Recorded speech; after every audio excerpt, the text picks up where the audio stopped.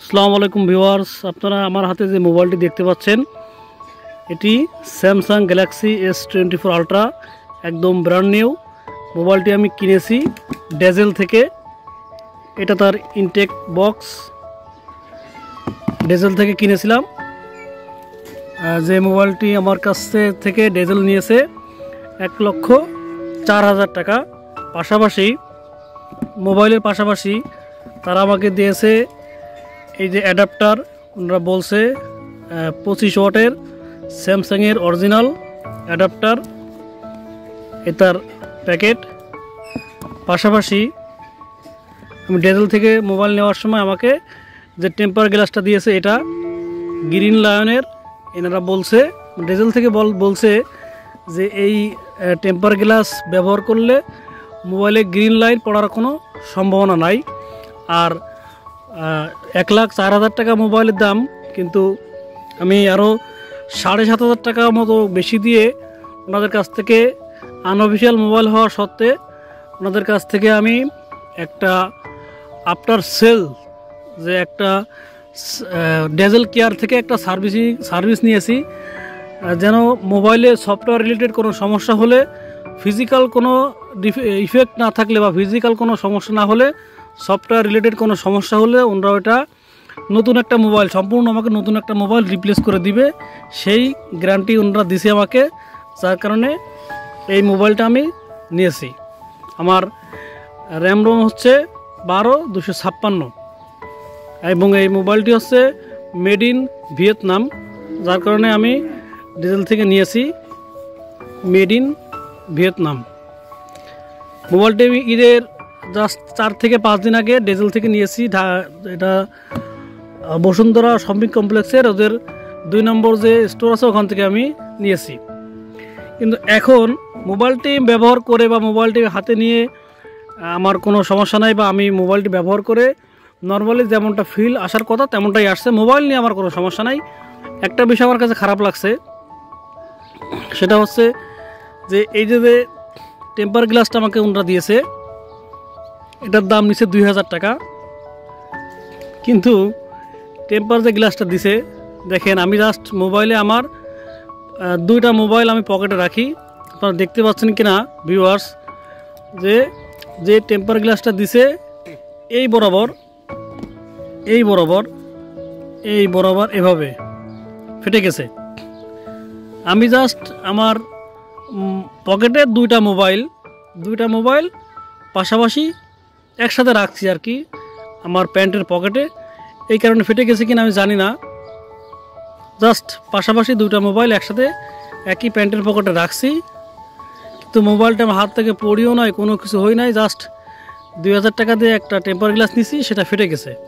Just temper glass যে টিকে না এটা আমিও জানে, সবাই জানে যে টেম্পার গ্লাস বেশি দিন টিকে না, কিন্তু 2,000 টাকা নিলেও কোন বিবেচনায় আমি এখনও পর্যন্ত মিলাইতে পারি নাই।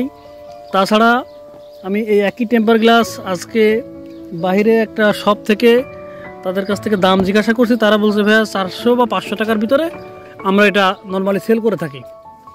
তো ডেজেলের আপনার সেল সার্ভিসের জন্য আমি ওদের কাছ থেকে মোবাইলটি নিয়েছি। আমি তাদের সন্তুষ্ট, এবং মোবাইলটি আনঅফিসিয়াল হলেও অথেন্টিক মোবাইল, আমি তাতেও সন্তুষ্ট। কিন্তু আমি টেম্পার গ্লাসে সন্তুষ্ট হতে পারলাম না। এখন দেখা যাক মোবাইলটি কেমন চলে, কোনো সমস্যা দেখা দেয় কিনা, সফটওয়্যার রিলেটেড কোনো সমস্যা হয় কিনা। আর S25 আলট্রা নেই নাই যে খামাখা 20-30 হাজার টাকা বেশি দিয়ে আমি নতুন কোনো কিছুই পাবো না। আর এখন এপ্রিল মাস চলতেছে, এপ্রিল মাসে অ্যান্ড্রয়েড ভার্সন যে 7 বা অ্যান্ড্রয়েড ভার্সন যে 15 One UI ভার্সন 7 যেটা আমি যা দেখতেছি অনলাইনে বিভিন্ন পেজের মাধ্যমে, সেটার আপডেট চলে আসবে। যার কারণে আমি আর S25 আলট্রা নেই নাই, 24 আলট্রাই নিয়েছি।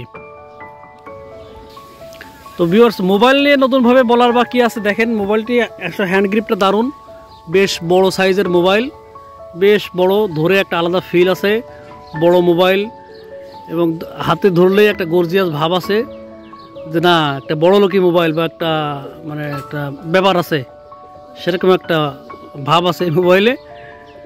আর মোবাইলের ছবির জন্য বসাম, মানে আপনি যখন এই মোবাইলটা আপনার হাতে থাকবে, কোনো ডিএসএলআর ক্যামেরা আপনার দরকার হবে না।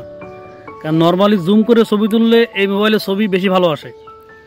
আর যখন পোর্ট্রেট মোডে ছবি তুলবেন 100% জুম করে ছবি তুলবেন, 2x 3x বা সর্বোচ্চ 5x পর্যন্ত আপনারা ছবি তুলতে পারবেন। আপনাদের ভিউয়ার্স, এখন আমি আমার S24 আলট্রার যে ক্যামেরার একটু কার্যক্রম দেখাবো, যে ছবি কেমন আসে, ভিডিও কেমন আসে।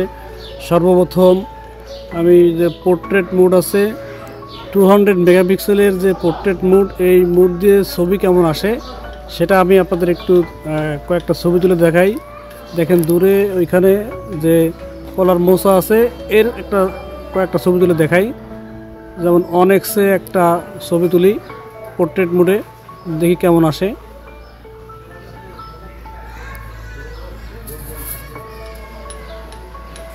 একটু জুম করে দেখি, দেখেন মোটামুটি ক্লিয়ার আসছে। এরপর 2x,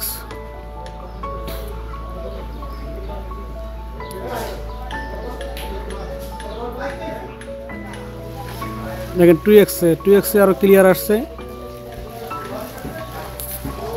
এরপরে 3x,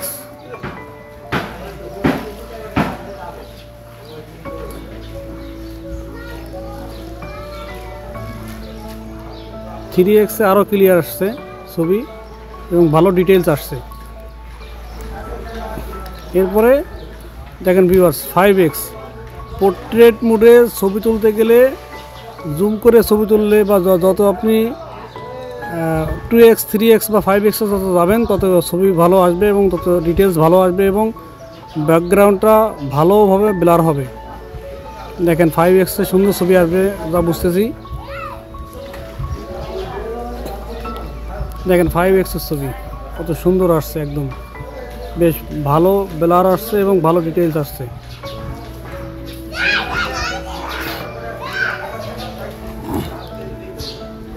তো ভিউয়ার্স, এখন আমরা নর্মাল ক্যামেরা দিয়ে একটা দুটা ছবি একটু তুলে দেখাই। যেমন দেখেন নদীর ভিতরে একটা ছেলে গোসল করতেছে, তার একটা ছবি তুলে দেখাই।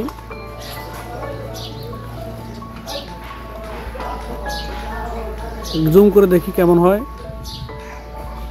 দেখেন ছবি কিন্তু অতটা ফাটি নাই, সুন্দর আসছে ছবি। পাশাপাশি এখন 2x 200 মেগাপিক্সেল যেহেতু, তাহলে জুম করে দেখি, এটাতে সর্বোচ্চ 10x জুম আসবে হয়তোবা, যেহেতু 200 মেগাপিক্সেল।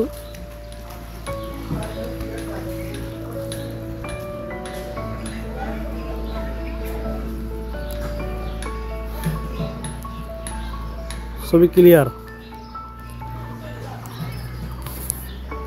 এখন আমরা মেগাপিক্সেল চেঞ্জ করে ওই টাওয়ারেরই আনবো, টাওয়ারটাকে টেনে আনবো, দেখি কেমন আসে, তাহলে বোঝা যাবে।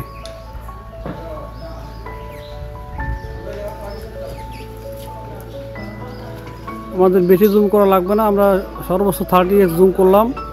100x পর্যন্ত জুম আছে, 30x পর্যন্ত করে দেখি কেমন আসে।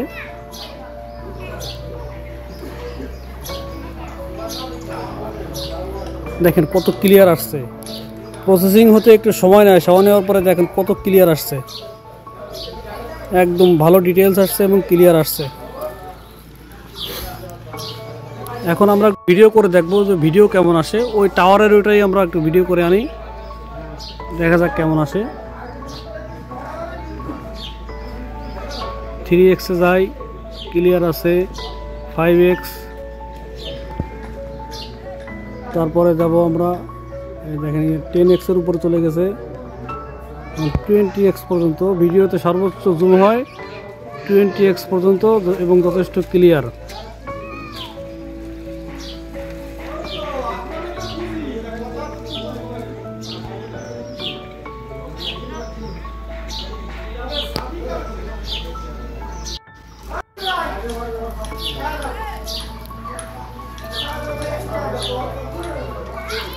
আপনারা দেখতে পাচ্ছেন যে জুম লেন্স শিফটিংয়ের সময় একটু লেন্সটা শিফট হওয়ার সময় একটা ঝাঁকা দেয়।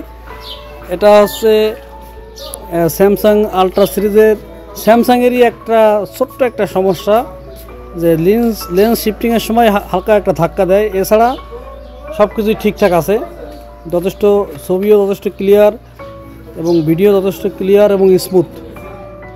তো আমি আপনাদের দেখালাম যে এর ক্যামেরার যে কারসাজি বা ক্যামেরা দিয়ে কতটুকু কীভাবে ছবি তোলা যায় বা ভালোভাবে ভিডিও করা যায়। আশা করি আপনাদের সবার ভালো লাগছে। আর আমার সম্পূর্ণ ভিডিওটা আপনারা যারা যারা দেখতেছেন বা দেখছেন, তাদের যদি আমার এই ভিডিও ভালো লেগে থাকে তাহলে অবশ্যই আমার চ্যানেলটি একটি সাবস্ক্রাইব করবেন, লাইক কমেন্ট করে সাথে থাকবেন। ধন্যবাদ।